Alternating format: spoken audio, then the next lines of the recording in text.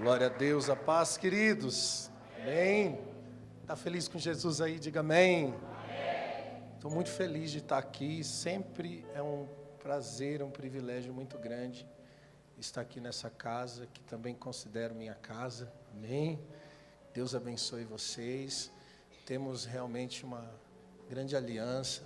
O Bispo Diego, a Bispa Luana são parte da nossa família. Nós temos realmente uma grande amizade. Amém? Porque nós entendemos que o reino de Deus não é comida, não é bebida, mas é paz e alegria do Espírito. Então nós não estamos presos a placas denominacionais, né? Estamos presos a um propósito. Amém? Por isso Deus não une pessoas, Deus une propósitos. E eu acredito nessa união, é uma união de propósitos. E o meu coração se alegra muito em ver a igreja, o ministério sarando, crescendo cada dia mais. Amém? Estou muito feliz de estar aqui com vocês. Estou acompanhado da minha esposa, pastora Cíntia, meu filho Davi, o Vitinho, que também é músico, servo de Deus lá na nossa igreja, a Cris, o Léo, a equipe de jovens de louvor lá de Guarulhos estão ali também, nem cumprimentei eles ainda, cheguei, estão ali, vão queimar aqui no final, amém? Glória a Deus. E se tiver mais alguém aí que veio comigo, que eu não sei, está aí comigo aí, tá no meio aí, glória a Deus, amém? E eu quero pedir a sua atenção hoje, porque eu vou pregar uma palavra um pouco difícil. O Senhor ministrou meu coração que eu trouxesse essa palavra. Eu quero falar sobre a face do bem e do mal, mas eu preciso muito da sua atenção, assim, que você force um pouquinho para entender, amém? Posso ouvir um amém? Amém? Abra sua Bíblia comigo em Gênesis capítulo de número 3, nós vamos ler versículo 2, texto conhecidíssimo, amém? Conta o enredo da serpente, a mulher e o pecado que se instalou sobre o homem. Gênesis capítulo 3, vamos ler o versículo 2 em diante. Primeiro livro da Bíblia. Se tiver alguém aí do seu lado que não tem uma Bíblia, dá uma olhadinha para a direita, para a esquerda. Convida essa pessoa para ler a palavra de Deus com você. Gênesis 3, versículo 2, diz assim: Respondeu a mulher à serpente: Podemos comer do fruto da árvore do jardim, mas Deus disse: Não coma do fruto da árvore que está no meio do jardim, nem toque nele, do contrário vocês morrerão. Disse a serpente à mulher, disse o quê? Certamente não morrerão. Deus sabe que no dia em que deles comerem, seus olhos se abrirão, e vocês serão como Deus, conhecedores do bem e do mal. Quando a mulher viu que a árvore parecia agradável ao paladar, e era também atraente aos olhos, além disso era desejável para dela obter-se discernimento, tomou do seu fruto, comeu, deu ao seu marido, que também comeu, e os olhos dos dois se abriram, grave isso, e perceberam que estavam nus. Então juntaram-se folhas de figueira para se cobrir. Ouvindo o homem e a sua mulher os passos do Senhor Deus que andava pelo jardim, quando soprava a brisa do dia, esconderam-se da presença do Senhor entre as árvores do jardim. Até aí, amém? Vamos orar. Espírito Santo, nós te damos liberdade nessa noite para ouvir a tua voz, para receber de ti a tua palavra. Nós precisamos receber de ti, Senhor, aquilo que vem de encontro dos céus com a terra.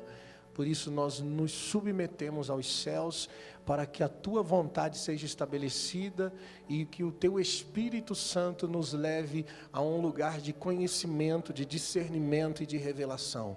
Fique à vontade, Jesus. Fala comigo nessa noite. Fala conosco nessa noite. Amém e amém. Pode sentar, querido. Fique à vontade.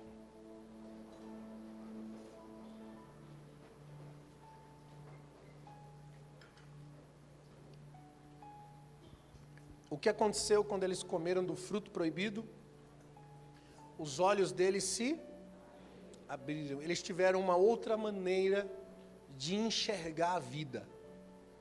Eles passaram a enxergar o mundo de uma forma diferente. E eles perceberam que estavam nus. E passaram a enxergar através dos olhos da malícia. E por isso se cobriram com folhas. Eu quero dizer para você que o fruto proibido do Éden afetou a nossa forma de visão, afetou a nossa forma de enxergar a vida. E eu chamo isso de dicotomia. O que é dicotomia? A astronomia chama de dicotomia um planeta que metade é claro e metade é escuro. A teologia afirma que é a existência de elementos essenciais que fala de corpo, alma e espírito, aquilo que divide. O homem, ele é dotado de inteligência, mas através desse fruto proibido, ele recebe essa dicotomia, a face do bem e a face do mal. E ele também é levado pela ambição. Além de haver bondade, além de haver pureza, além de haver amor, também existe ódio, também existe engano, e também existe malícia. Então ele pensa e ele descobre a desigualdade que existe entre ele e entre o Criador, o Senhor. E agora ele tem uma cosmovisão. O que é cosmovisão? É uma maneira subjetiva de você enxergar o mundo à sua volta. Isso é cosmovisão. É uma visão que você tem de mundo. E ele tem uma cosmovisão dicotômica. É uma interpretação individual da vida.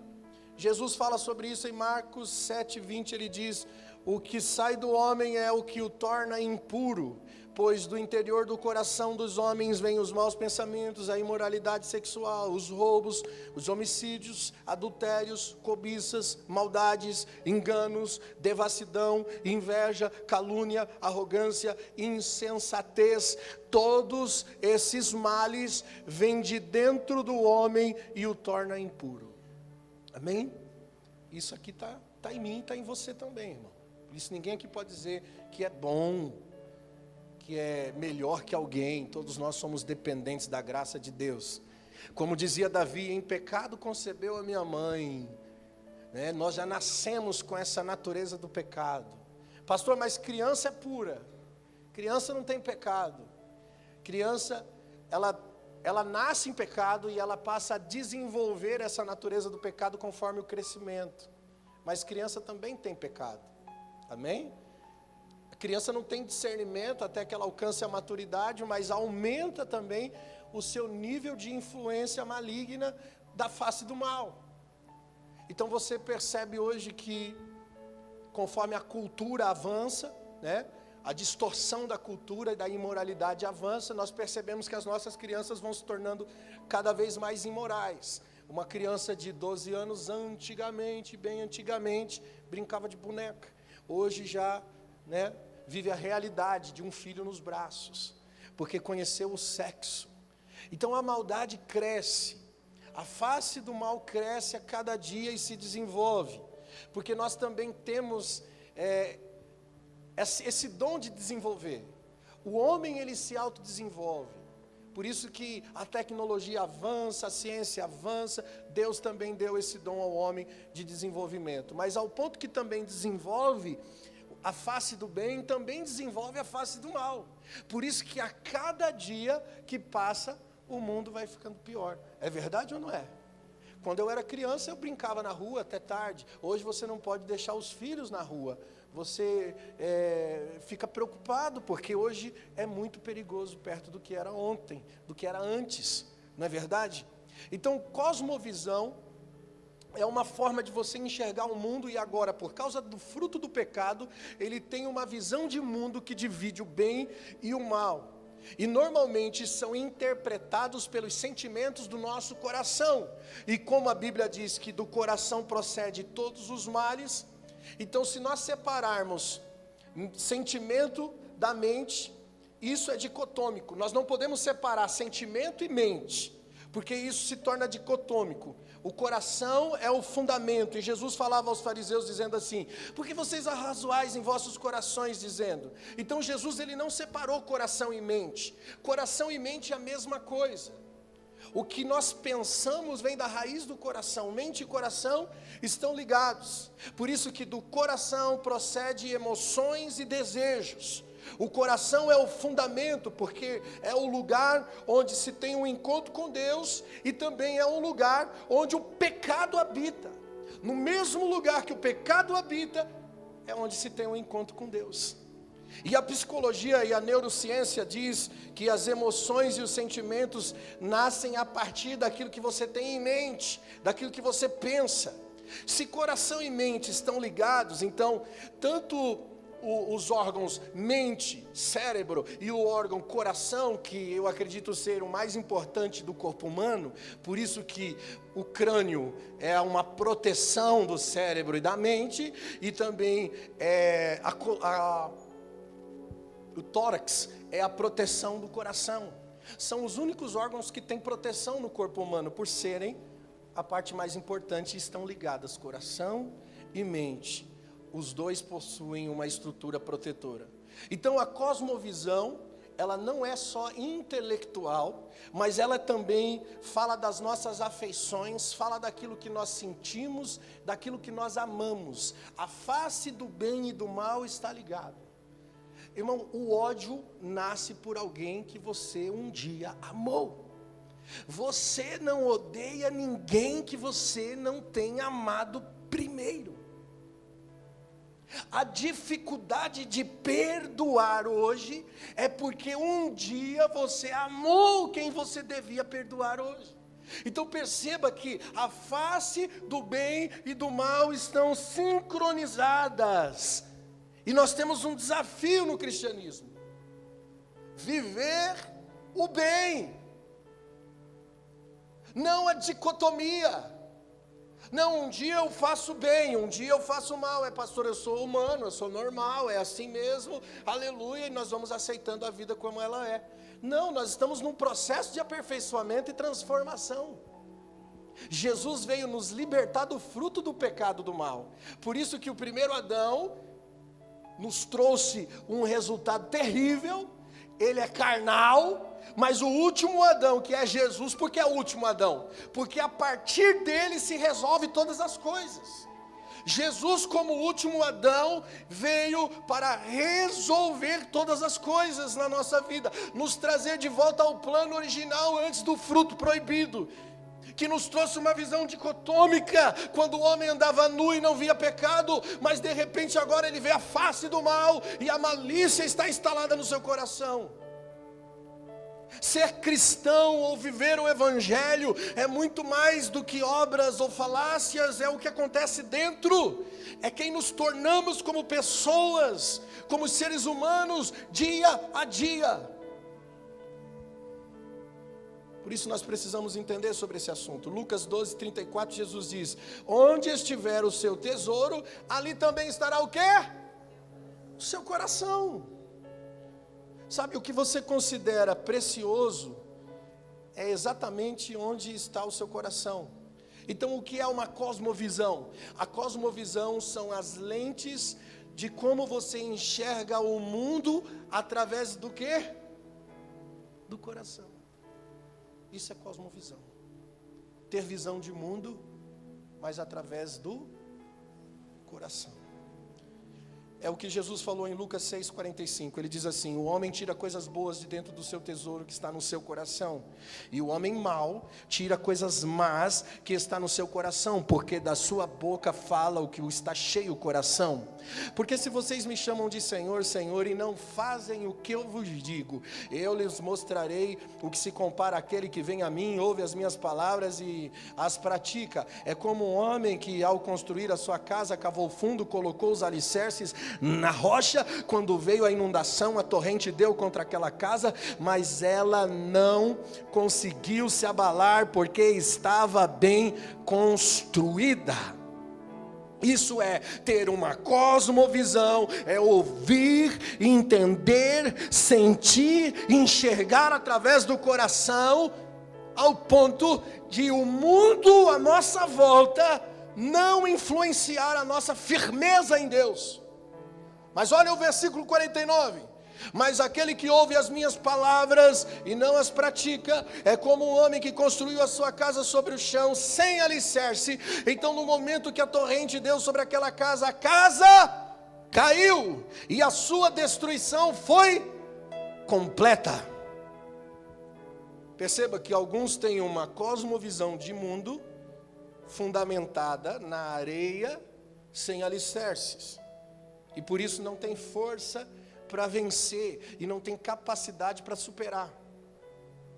E a ciência da psicologia existe para dar aos que não têm, aqueles que têm uma cosmovisão fraca, uma cosmovisão forte. Aí você senta com o psicólogo, você senta com o pastor, que também é um tipo de psicólogo, ele vai tentar mostrar para você que você tem que se animar, tem que olhar o mundo de outra forma, sempre vai tentar trabalhar na maneira com que você enxerga a vida. Porque ninguém pode fazer nada por você a não ser você mesmo. É você que precisa reagir diante das suas emoções. É você que precisa reagir diante das circunstâncias que acontecem à sua volta. Eu posso orar por você, posso pôr a mão na sua cabeça, e a Bíblia ensina: orem uns pelos outros, nós vamos fazer isso. Mas você precisa crer. E crer é passar a enxergar de forma diferente. É um tipo de visão, de cosmovisão.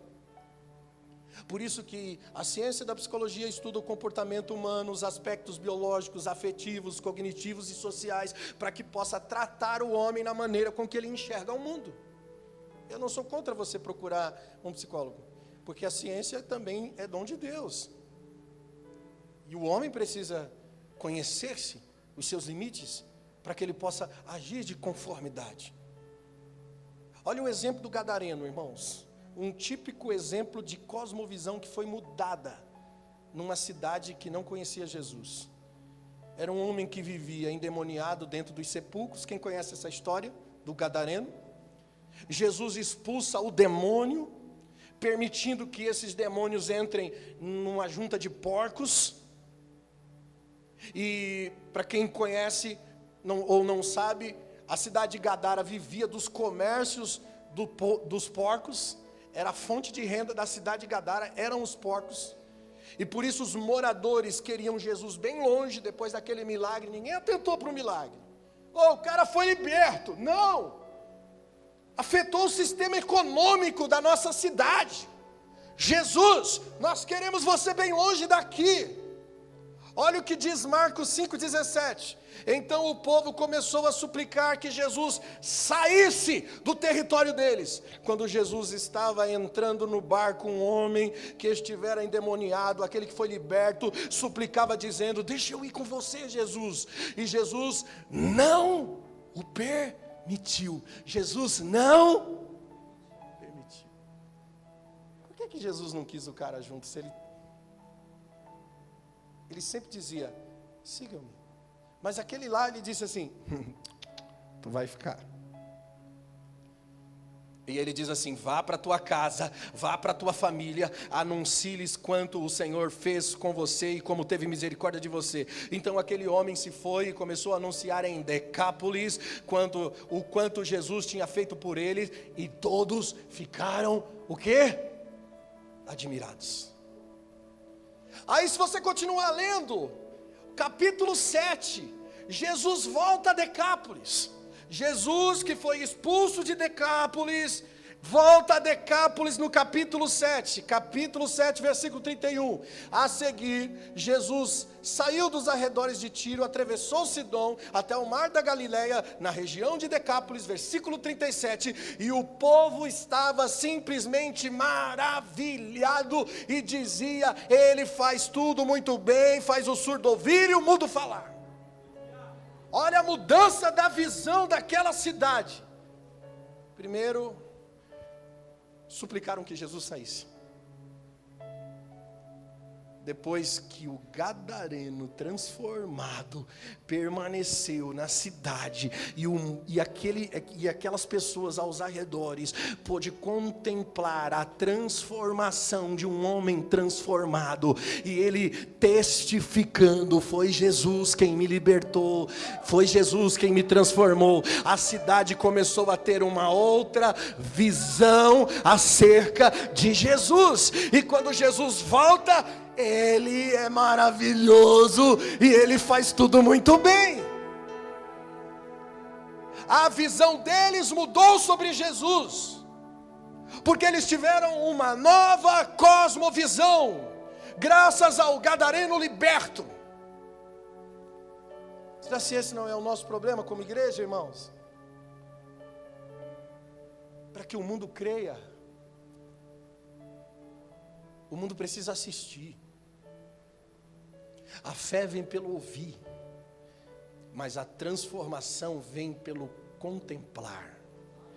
1 Coríntios diz que, Paulo diz que, olhando para Jesus, refletimos como um espelho e somos transformados de glória em glória na mesma imagem. A fé vem pelo ouvir, mas a transformação vem olhando para Jesus. Então, enquanto eu olho para Jesus, eu tenho um modelo a ser estabelecido, porque a transformação do homem sempre acontece a partir de um outro homem. Você não é transformado sozinho, você só é transformado quando você pode contemplar alguém. Alguém pode ser um modelo que pode transformar a sua vida, e quando nós não temos um modelo a ser transformado, então nós aumentamos o nosso nível de corrupção, a face do mal aumenta. Mas quando tem alguém que é um modelo de vida, um exemplo de bem e do bem de Deus, então nós conseguimos mudar a visão das pessoas e promover transformação. O mundo está cansado de falácia. Nós precisamos de uma demonstração do Evangelho de Jesus através da vida e do comportamento. Aleluia! Olha como a dicotomia influencia. Juízes capítulo 2, versículo 1. O anjo do Senhor subiu a Gilgal, a Iaboquim, e disse: tirei vocês do Egito, trouxe para a terra que prometi com juramento que daria aos seus antepassados. Então disse: jamais quebrarei a minha aliança com vocês. Olha a promessa. E vocês não farão acordo com o povo dessa... Tem um porém aí. Mas vocês demolirão os altares deles. Por que vocês não me obedeceram? Deus faz lembrar a aliança, dizendo: olha, meu pacto é inquebrável. Vocês não podem fazer aliança com o mundo. Por que vocês me desobedeceram? Olha o resultado. Porque agora lhes digo que os que não expulsei da presença de vocês, eles serão seus adversários, e os deuses deles serão uma armadilha para vocês. Quando o anjo do Senhor acabou de falar, todos os israelitas, o povo chorou em alta voz, e ao lugar chamaram Boquim, ali ofereceram sacrifícios ao Senhor. Depois que Josué despediu-se os israelitas, eles saíram para ocupar a terra, cada um na sua herança, e o povo prestou culto ao Senhor durante toda a vida de Josué e dos líderes que continuaram vivos depois de Josué e que tinham visto todos os grandes feitos que o Senhor realizava em favor de Israel. Josué, filho de Num, servo do Senhor, então morreu com a idade de 110 anos, foi sepultado na terra da sua herança, em Timate-Ares e nos montes de Efraim e no norte dos montes de Gaás. Depois que toda aquela geração foi reunida aos seus antepassados, surgiu uma nova geração que não conhecia o Senhor e que ele havia feito por Israel. Então os israelitas fizeram o que o Senhor reprova, prestando culto aos Balaíns. A história de Israel é linda. Você conhece a história da conquista da terra prometida? Quem conhece, diga amém. Como eles triunfaram e venceram. Cara, a história das muralhas, da derrota dos gigantes, do Mar Vermelho se abrindo. Como é que nós chegamos aqui no versículo 10, que diz que aquela geração não conhecia Deus? Como que essa história se apaga no meio do caminho? Ao ponto que uma geração termina, a outra não conhece o Senhor. O progresso da distorção de valores, como uma geração que conhecia o Senhor, que também partilhava de culturas pagãs. A primeira geração falhou, por isso que a segunda não conhecia o Senhor. Porque a primeira geração, por mais que clamou ao Senhor, ergueu altares ao Senhor, eles também partilhavam de culturas pagãs. Existia uma mistura, existia uma dicotomia, o bem e o mal instalado. Sabe aquele crente que não perde um culto, mas não paga as contas, mente, engana, né? Tem a cervejinha lá no fundinho da geladeira, fuma um cigarrinho escondido, vem para a igreja, tem que vir mascando cravo. Cara, mascou cravo, você desconfia. Brincadeira, tem gente que gosta. Que tenta esconder alguma coisa que está errada ali na sua vida. Era aquele povo de Israel. Eles partilhavam de culturas pagãs e ao mesmo tempo adoravam a Deus. Só que isso com o tempo foi se apagando, ao ponto que uma geração não conhecia o Senhor, por causa dessa visão dicotômica. A dicotomia é o fruto proibido do Éden, é a face do bem e do mal. E quanto mais conhecimento o homem tem, mais dicotomia o homem tem. Cada geração piorava. No versículo 19 diz que quando o juiz morria, o povo voltava aos caminhos ainda piores do que os caminhos dos seus antepassados. Eu vi um texto na internet, irmão, o tema era assim: a geração de 60 e de 70, tem alguém aqui de 60 e de 70? Deixa eu ver aqui, 60, 70, tem um pouquinho, aqui a igreja tem bastante jovem, mas agora vocês vão gostar do que eu vou falar. A geração de 60 e de 70 está indo embora. Quem vai substituí-los? É a pergunta. Aí um jovem perguntou: vovô, como você viveu antes? Sem tecnologia, sem internet, sem computadores, sem televisão de plasma, sem ar-condicionado, sem celulares, sem tablets, sem notebooks. Então o vovô respondeu: como a sua geração vive hoje?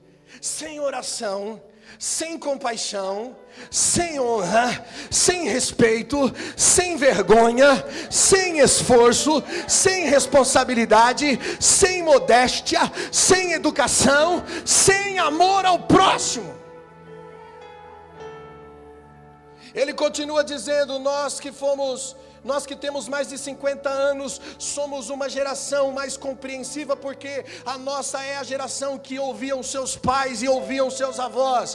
Também respeitávamos os pais, respeitávamos os professores, as pessoas mais velhas, e amávamos a verdade. Tínhamos apelido que não eram desrespeitosos. As músicas que ouvíamos não agrediam. Nós não pegávamos ninguém. Nós namorávamos, e muitos de nós casou-se com a primeira namorada. Então somos uma geração limitada, e todos os dias somos menos. Por isso aproveite e aprenda conosco, e tenha uma mente que ouve, escuta os mais velhos. Amém, gente? Cada geração vai piorando. Nós somos muito influenciados por uma mentalidade que divide sagrado e secular. Esse é o nosso problema, irmãos, como cristão. Exemplo, quando alguém censura a igreja por não fazer nada relevante pela população. Eu mesmo já errei muito falando. Porque as pessoas criticam a igreja, dizem: a igreja não faz obra social, a igreja não ajuda os pobres, a igreja devia fazer. Isso é dicotomia, nós estamos separando. Porque a igreja, ela ensina o caminho para o indivíduo. Quem faz é o indivíduo, não é a igreja. A igreja somos nós, irmãos, não é a organização. Quando alguém critica: ninguém está fazendo, então, irmão, toma a liderança, vai lá. Faça. Porque a instituição e o indivíduo estão ligados. A igreja tem que promover, sim, uma ação no indivíduo.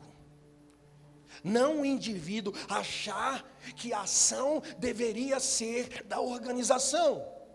O que a igreja primitiva fez não foi provocada pela organização. Quem conhece a história da igreja primitiva? Que não havia necessitado entre eles repartiam tudo que tinham, aquela coisa toda maravilhosa que a gente gosta de falar sobre obras sociais e coisas maravilhosas que nós podemos fazer ao próximo. Mas aqui não foi organização. Aqui foi uma série de indivíduos influenciados por uma cosmovisão, ou seja, por uma mentalidade de reino. Mas para nós é o quê? É mais fácil reclamar, dizer que o nosso país é uma droga, mas eu faço parte dele.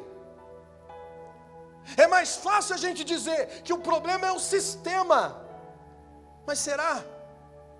A pergunta é: será se eu não faço parte do sistema? Será se eu não comprei a carteira de motorista? Qual é a minha aplicação da visão cristã ao mundo? É isso que diferencia. Quais são os valores que eu acredito e os valores que eu defendo quando as pessoas estão me vendo, me assistindo na vida?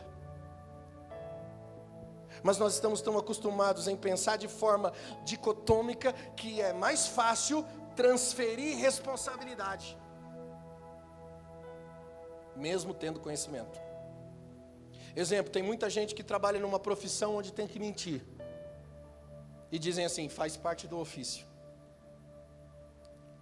É verdade. Eu conheço advogados, contadores. Uma vez conversando com um contador, ele falou: não, mentir faz parte. Tenho que fazer o que o cliente quer e tal. E pastor, faz parte do ofício. Como explicar o crescimento da igreja, irmãos, em um contexto onde as pessoas não são transformadas? Já me perguntaram isso: pastor, por que a igreja parece que não tem pessoas crentes de verdade? A resposta é dicotomia. O fruto proibido ainda continua no paladar de muita gente. E cada dia vai ficando pior, porque até a cultura vai influenciando a nossa dicotomia. Exemplo do sopão. O cara vai na rua, abraça o morador de rua, ora por ele, né? Faz aquela do bom samaritano, uma vez por mês. Na segunda-feira ele passa pelo mesmo morador de rua que ele abraçou, que ele orou, que ele deu comida, e ele passa que nem conhece. Talvez aquele cara que você orou, foi ele que bateu no seu vidro e você nem se tocou e nem abriu o vidro. Porque nós temos uma mentalidade dicotômica que separa secular e sagrado. Nós separamos dia de ir para a igreja, dia de fazer qualquer outra coisa. Dia de servir a Deus, dia de trabalhar. Como se o trabalho secular não fosse servir a Deus. Você sabia que o seu trabalho secular é uma obra de Deus? Não, a gente tem que perder essa mentalidade que fazer a obra de Deus é ter um microfone na mão pregando. A gente tem que perder essa mentalidade de que fazer a obra de Deus é estar à frente de um grupo, de uma liderança, de fazendo qualquer coisa na igreja. A gente tem que perder essa mentalidade que a obra de Deus está ligado ao centro religioso. A obra de Deus é a sua vida, cara. Você é a obra de Deus. Você é a obra de Deus. E aonde você está, você revela Jesus ou não. Eu gosto de Colossenses 3:22, porque Paulo faz uma referência do que é servir a Cristo a um escravo. Ele diz assim no versículo 22: escravos, obedeçam seus senhores terrenos, não somente para agradar homens, quando eles estão observando, mas com sinceridade de coração, pelo fato de vocês temerem ao Senhor.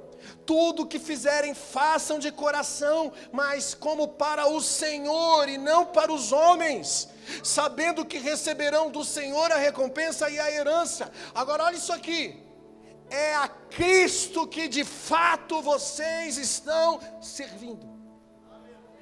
Paulo está pregando para escravos, ensinando eles a servir os seus donos, mas dizendo assim: de fato é Cristo que vocês estão servindo. Faça, mas faça como se fosse para Cristo. Imagina só, irmãos, num contexto tão ditador, naquela época que tinha escravos, Paulo traz um ensinamento onde o escravo se submete ao seu senhor como se estivesse submetendo a Cristo. Aí você sai para trabalhar, xinga o patrão, xinga a empresa, só reclama.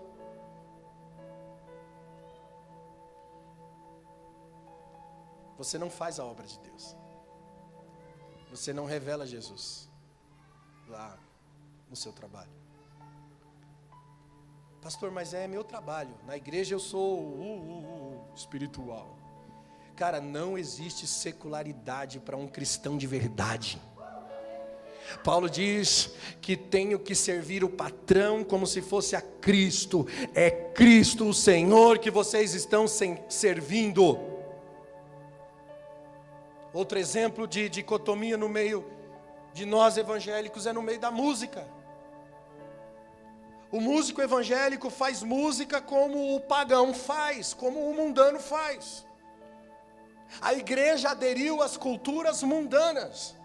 Por isso tem shows, tem fã-clubes, tem cachês, como no mundo. Isso não começou na igreja, isso começou no mundo. A igreja aderiu à cultura do mundo. E a igreja também aderiu à cultura porque ela contrata, não só as bandas, mas a igreja contrata. Então ela também aderiu à cultura pagã. Vai convidar um cantor gospel hoje, conhecido. Irmão, tem que ter um cachê combinado. Tem uma exigência de público. Tem uma exigência de equipamento sonoro. Se não tiver o som que eles exigem, eles não vêm. Cara, todos os famosos que eu convidei, eu me decepcionei. E eu não encontrei um só que não seja pagão. Os que não são famosos, quando ficam um pouquinho famosos, é só ter 100 mil views no YouTube, que já fica igual aos outros. Porque é a cosmovisão deles, dicotomizada. Separa secular e sagrado. A música que deveria ser para adoração ao Senhor se tornou paganismo no nosso meio. Todos os cantores e pregadores que transformaram a sua comissão em um veículo empresarial usam as desculpas de referências culturais, dizendo que hoje não é como nos tempos bíblicos, hoje a cultura é diferente. E sobre a cultura nós devemos ter equilíbrio. Não há problema de nós contextualizarmos o nosso tempo. Isso não é o problema. Mas os princípios e os valores precisam ser o da palavra de Deus, cara. Você pode, pintar a parede de preto. Você está contextualizando. Você pode, hoje o pastor não precisa mais usar terno e gravata. Você está contextualizando. Não há problema de pregar com camisa floral, de botinha, de ter cabelo comprido, curto, careca, sei lá, irmão, ter tatuagem, problema seu. A questão é, qual o modo que nós vivemos? Será que são os princípios da palavra de Deus? Porque não adianta eu ter terninho, gravata. A cultura são os costumes que levam um estilo de vida, uma forma de pensar,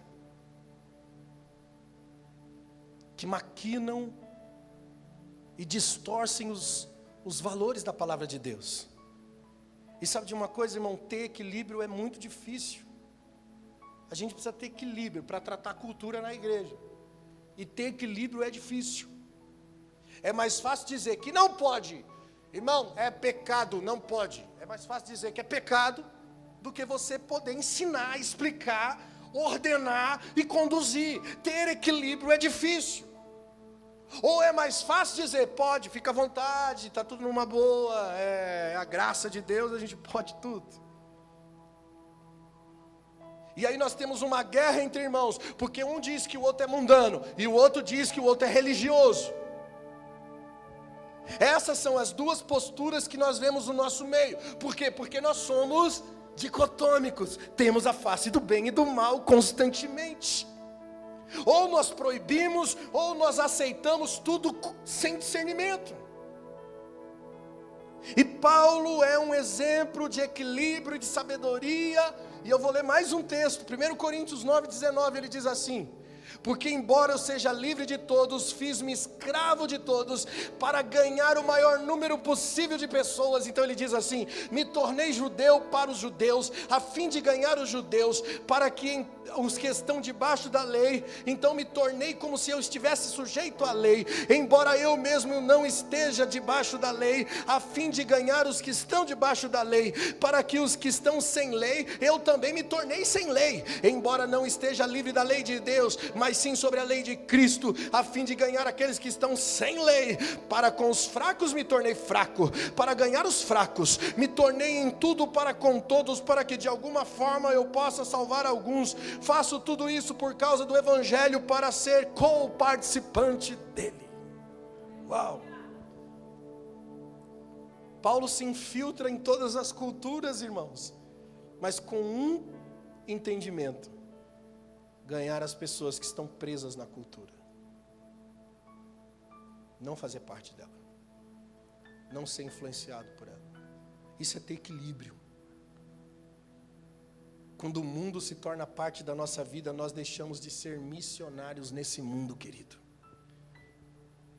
A dicotomia do fruto proibido ainda está dentro de cada homem, revelando a face do bem e revelando a face do mal. São intenções boas e intenções ruins ao mesmo tempo. Romanos 7:8, Paulo diz assim: o pecado, aproveitando a oportunidade dada pelo mandamento, produziu em mim todo tipo de desejo cobiçoso, pois sem a lei o pecado está morto. Antes eu vivia sem lei, mas quando o mandamento veio, o pecado reviveu e eu morri. Descobri que o próprio mandamento destinado a produzir vida, na verdade produziu morte, pois o pecado, aproveitando a oportunidade dada pelo mandamento, me enganou e por meio do mandamento me matou. De fato a lei é santa e o mandamento é santo, justo e bom. Então o que é bom se tornou em morte para mim, de maneira nenhuma, mas para que o pecado se mostrasse como pecado, ele produziu morte em mim por meio do que era bom, de modo que por meio do mandamento ele mostrasse extremamente pecaminoso. Sabemos que a lei é espiritual, eu contudo não sou, pois fui vendido e como escravo ao pecado. Não entendo o que faço, pois não faço o que desejo, mas o que odeio. O que faço não desejo, e admito que a lei é boa. Neste caso não sou mais eu quem o faz, mas o pecado que habita em mim. Sei que nada de bom habita em mim, isso é, a minha carne, porque tenho o desejo de fazer o que é bom, mas eu não consigo realizar, pois o que faço não é o bem que desejo, mas o mal que não quero fazer eu continuo fazendo. Ora, se faço o que não quero, já não sou eu quem faz, mas o pecado que habita em mim. Assim encontro esta lei que atua em mim: quando quero fazer o bem, o mal está junto comigo, pois no íntimo do meu ser tenho prazer na lei, mas vejo outra lei atuando no meu corpo, guerreando contra a lei da minha mente, tornando-me prisioneiro da lei do pecado que atua nos meus membros. Ele reconhece: miserável homem que sou, quem me libertará do corpo sujeito a esta morte? Graças a Deus por Jesus Cristo nosso Senhor, de modo que com a mente eu próprio sou escravo da lei de Deus, mas com a carne sou escravo do pecado. Paulo está relatando a natureza caída do homem. Ele está dizendo que mesmo sendo cristãos, nós estamos em uma constante batalha interna do bem e do mal. Olha o versículo 25, ele diz: com a mente eu sou escravo da lei de Deus. Lembra que eu falei, mente e coração estão ligados? Jesus não separou coração e mente. Quando eles pensavam, Jesus disse: por que vocês arrazoarem em vossos corações? Então mente e coração estão ligados. A palavra de Deus está ligada ao que nós sentimos. Com a mente somos escravos da lei, é o saber do bem, o conhecimento do bem. Mas com a carne somos escravos do pecado, é o saber do mal. Nós temos essas duas faces, o bem e o mal, atuando constantemente. Quem aqui, irmão, já fez coisas que se arrependeu? Quem já praticou o mal? Quem já feriu pessoas com palavras? Quem já agrediu? Sabe, quem já enganou, já mentiu, já roubou alguém? Quantas coisas ruins você já fez mesmo depois de ser crente? Quem sabe ontem, hoje? E aí você diz: que raiva de mim, por que eu fiz isso? Já bateu aquele arrependimento assim, momentos depois? É uma guerra interior. Você tem a face do bem e do mal em você. E aí quando eu leio esse texto, parece que ele termina o capítulo 7 dizendo: não tem jeito de vencer isso. Mas se você continuar lendo, porque a Bíblia é uma continuação, no capítulo 8 de Romanos, ele continua assim no versículo 2: por meio de Jesus Cristo, a lei do Espírito da vida me libertou da lei do pecado e da morte, porque aquilo que a lei foi incapaz de fazer, por estar enfraquecida pela carne, Deus o fez enviando o seu próprio Filho, à semelhança de um homem pecador, como oferta pelo pecado, e assim condenou o pecado na carne, a fim de que as justas exigências da lei fossem plenamente satisfeitas em nós, e que não vivemos mais segundo a carne, mas vivemos segundo o Espírito. Quem vive segundo a carne tem a mente voltada para as coisas da carne e a deseja, mas quem de acordo com o Espírito tem a mente voltada para aquilo que o Espírito deseja. A mentalidade da carne é a morte, mas a mentalidade do Espírito é a vida e a paz. A mentalidade da carne é inimiga de Deus, porque não se submete à lei de Deus e nem pode.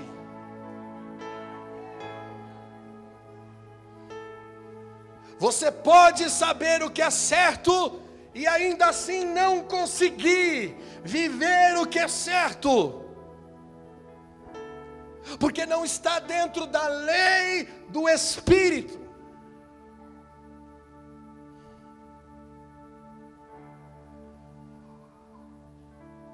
Um dia uma pessoa perguntou para Billy Graham, falou para Billy Graham sobre um diácono da igreja, falou: Billy Graham, o diácono tem que ficar de banco. Poxa. Billy Graham perguntou por quê? O que aconteceu?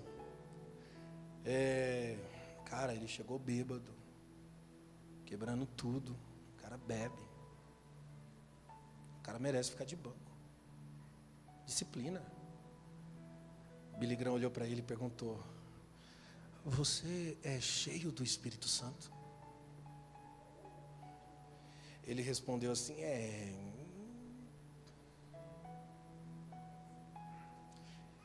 Então você é sujeito como esse irmão que você está condenando. Você é tão pecador quanto ele. Somos iguaizinhos, filho. Não temos diferença nenhuma. Pastor, e aquele cara que matou, que roubou, que fez... Não, ele é pior. Se você tivesse nascido na casa dele, com a mãe, com os pais que eles tiveram ou não tiveram, se você tivesse crescido na história dele, vivenciado, quem você seria pior do que ele? Quem disse que você não seria pior que ele? Somos iguais. Talvez o seu pecado não aparece tanto porque falta de oportunidade. Ué. Você percebeu que depois do Facebook aumentou o nível de divórcio no mundo? Saiu uma reportagem lá nos Estados Unidos que 80% dos divórcios foi ocasionado pelo Facebook. Quer dizer, antigamente não tinha. Então, cara, não tinha oportunidade para você ficar curtindo. Nem batendo papo com gente estranha. É ou não é? Tinha que aguentar o outro ali a vida inteira.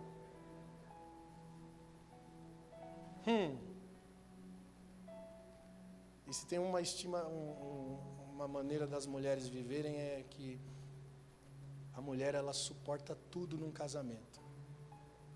Enquanto ela pode, ela vai levando.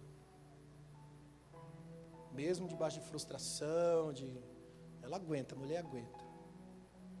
Cara, mas se aparecer um príncipe encantado e propor para ela uma vida diferente, ela é emocional. E ela se desliga daquilo e se liga em outra coisa.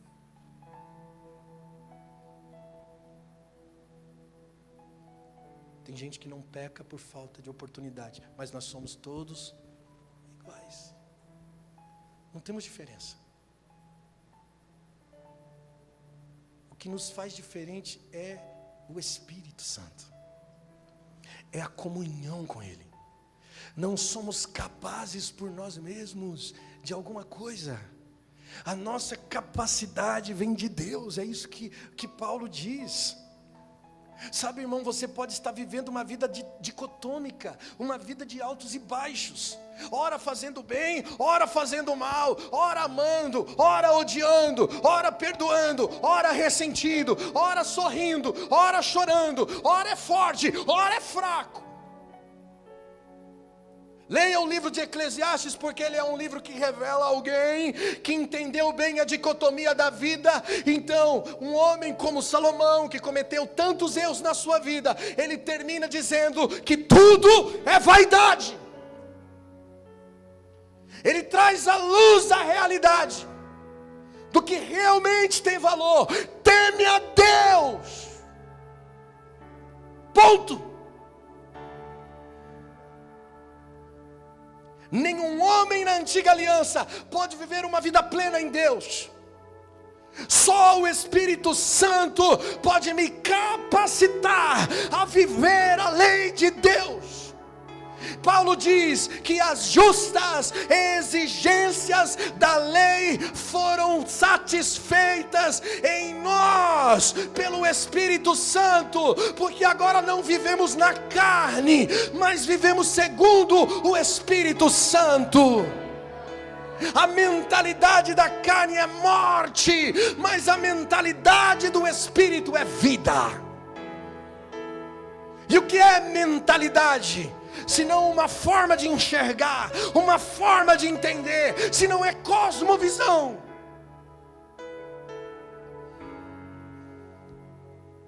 Lê mais Bíblia, 2 Coríntios 3:3. Vocês demonstram que são uma carta de Cristo, resultando do nosso ministério escrita, não com tinta, mas com o Espírito do Deus vivo. Eu vou repetir: vocês demonstram que são uma carta viva. O que é carta viva? Algo escrito por Deus, mas está vivo. Está vivo. Vocês devem ser a escritura de Deus na terra. E como isso acontece? Quando é escrito pelo Espírito Santo, não em tábuas de pedra, mas nas tábuas do coração que procede a visão, o pensar, o sentir e o enxergar a vida. O versículo 4: tal confiança que temos diante de Deus por meio de Cristo, não que possamos reivindicar qualquer coisa com base nos nossos próprios méritos, mas a nossa capacidade vem de Deus. É isso que ele está dizendo: eu nunca serei bom sozinho, somente Ele nos capacitou para sermos ministros de uma nova aliança, não da letra, mas do Espírito, porque a letra mata, mas o Espírito vivifica. Aleluia! Ser uma carta é ter uma leitura onde o mundo pode ler e assistir você. Seu modo de viver é lido.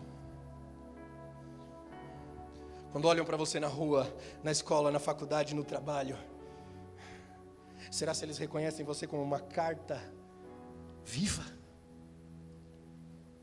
Tem uma mensagem de Deus ao mundo em você. A carta é escrita no coração,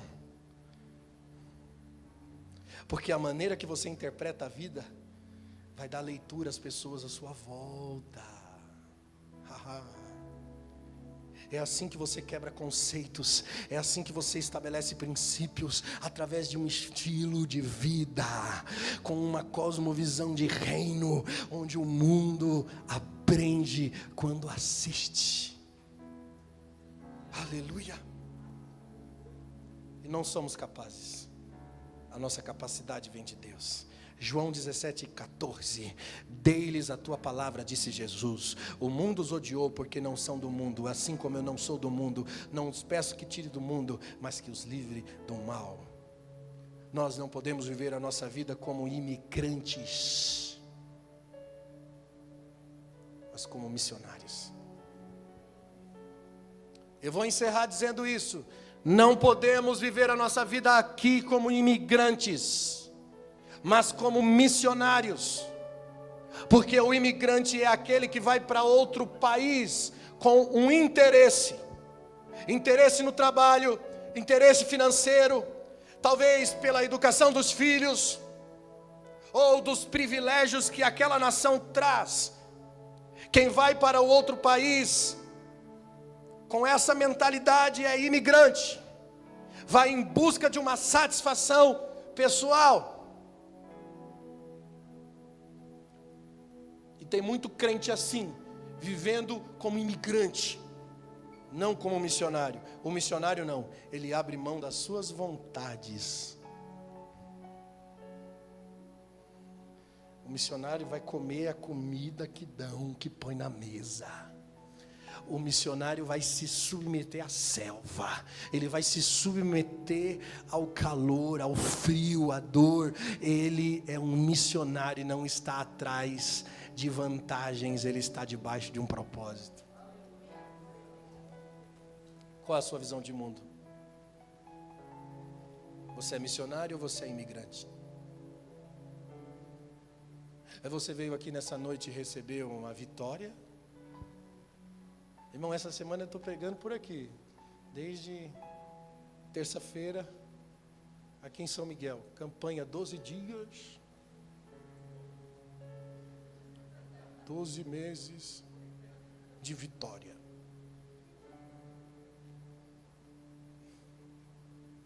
Mentalidade da igreja é promover aqui, Por isso que tem irmão que não perdoa o irmão, por isso que tem irmão que não ama irmão, irmão que não serve ninguém, gente que não demonstra cristianismo nenhum, porque a nossa visão ainda é de mundo, misturada com um falso evangélico. Esse evangelho modificado, sabe, irmão, deturpado, que inverte valores. É muito fácil fazer as pessoas chorar na igreja e chamar isso de presença de Deus. Eu poderia pregar aqui sobre Mefibosete. Quem conhece a história de Mefibosete? Mefibosete, o menino que era filho de Jonas, que era filho de Saul, e que Saul e Jonatas, foram mortos. Mefibosete, coitadinho, deixaram ele cair, e ele ficou aleijado de ambos os pés, foi morar lá em Lodebar. Davi assume o trono, lá na frente, Davi se lembra e diz a alguém da casa de Jonatas que eu possa agir com beneficência de Deus. Alguém diz, sim, há um cara que mora lá em Lodebar, é um tal de Mefibosete, já era jovem. Então eu poderia trazer um enredo aqui todo sobre a história de Mefibosete, o coitadinho que sofreu, que foi e que viveu em Lodebar, cidade de pobreza e de miséria e de sofrimento, dizendo para vocês, olha, quem está sofrendo vai comer na mesa do rei, vai viver o melhor, a virada e tal. E muita gente chora quando ouve isso e fala, eu senti a presença de Deus. Nós confundimos emoção com a presença do Espírito Santo. Quem já chorou assistindo Titanic? Irmão, se você não chorou, você é uma pedra. É ou não é? Eu chorei no filme Rei Leão, na morte do Mufasa. Quando sair eu vou chorar de novo. Vai sair outro, né? Minha esposa chora até no Chaves. Terrível. Quando ela começa a chorar, eu olho para ela para dar risada. Chora por tudo. E a gente chama isso de presença de Deus?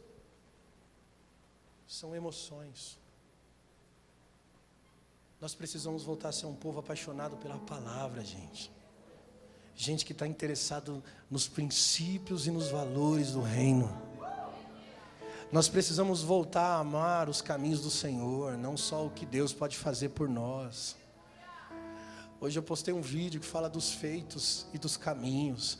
Nós precisamos voltar a amar os caminhos e não os feitos do Senhor. Gente que está na igreja que não está nem aí para a palavra de Deus, cara. Está pregando a Bíblia, o cara está no celular, está pensando lá em outro lugar.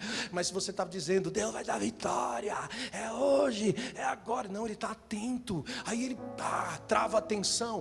Quando não, se está falando de alguma coisa esotérica, sobrenatural, que aconteceu, que o cara desceu lá no inferno, ou subiu lá no céu, e aí ele agora presta atenção. Por quê? Porque é esotérico, é sobrenatural. A gente tem que valorizar a palavra, voltar às raízes da palavra. Jesus quer ser seguido por gente que ama valores e princípios do seu reino, gente que quer se comprometer com a causa.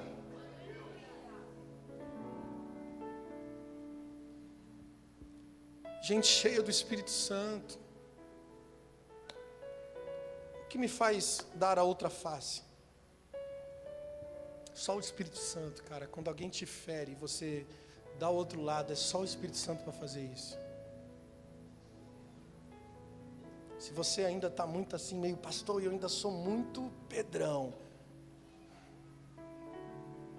a gente precisa reconhecer que está faltando intimidade com o Espírito Santo. Não, eu sou sanguíneo. Independente disso, cara, seja um sanguíneo cheio do Espírito Santo e usa esse sangue quente aí, para bombardear o inferno na oração, não para ferir o seu irmão. O Espírito Santo te dá domínio próprio, te dá sabedoria, te dá ponderação. A face do bem está logo aqui, e ela pode ser desenvolvida em você na plenitude do Espírito. Você pode caminhar apenas na face do bem e fazer do mundo um mundo melhor, ser um missionário na cidade, na sua casa, na faculdade, na escola, por onde você passar, a face do bem pode ser assistida em você, porque os frutos do Espírito estarão em você, expressando Cristo vivo. Amém. Você recebe essa palavra? Quantos aqui nessa noite reconhecem o quanto são dependentes, o quanto precisam se arrepender, o quanto precisam se alinhar, o quanto precisam buscar mais da presença de Deus? Enquanto você olha para dentro de si e reconhece que ainda é um pecador, cara, tá ótimo. É bom sinal. Você tem um caminho sendo sinalizado e você pode seguir o caminho. Um caminho de arrependimento, um caminho de mudança. E eu te garanto, depende do seu esforço. Pastor, eu sei o que eu tenho que fazer, mas eu não consigo fazer. Ore. Mas eu não tenho vontade de orar. Ore mesmo assim. Ore até que a vontade venha. Lute, porque o reino de Deus é conquistado à força. São duas leis guerreando no nosso interior. Eu sei, miserável homem que sou, mas escute, clame o Espírito, porque a lei do Espírito te liberta da lei do pecado e da morte. Chega de passar 10 anos na igreja e não ser transformado. Chega de passar 20 anos no ministério e não mudar, e não crescer, não amadurecer. Chega de viver esse cristianismo raso. Há um clamor por comprometimento, por entrega, por santificação. Fica de pé comigo nessa noite. Aleluia.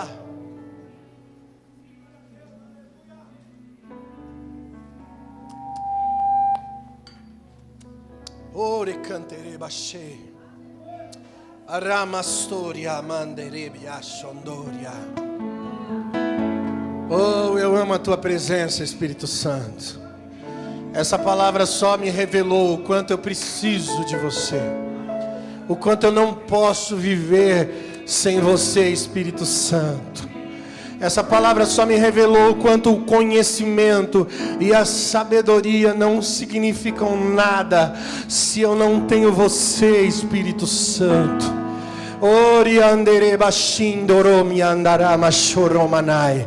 Somos totalmente dependentes, a um clamor pela tua presença nessa noite. Encha-nos, Espírito Santo.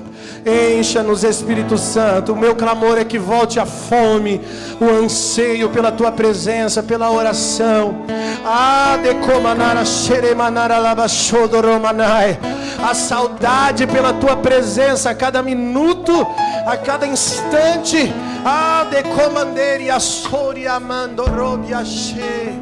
Volte a queimar, volte a arder. Nós queremos queimar, Senhor. Nós queremos arder na tua presença, Pai.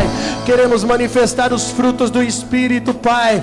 Por isso vem com a tua presença. Nós entendemos, reconhecemos essa necessidade, Senhor.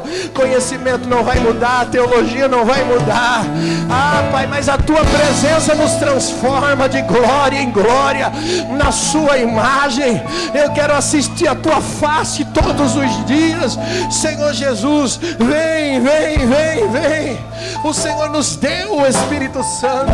Dê-lhes o Espírito que o mundo não conhece. Ele vos ensinará o caminho da verdade e da justiça.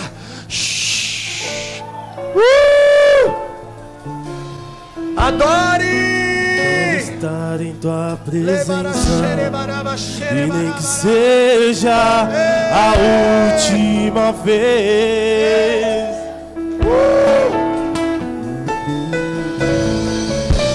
Se tiver que gritar, eu gritarei. Meu Deus! Se tiver que chorar, eu chorarei.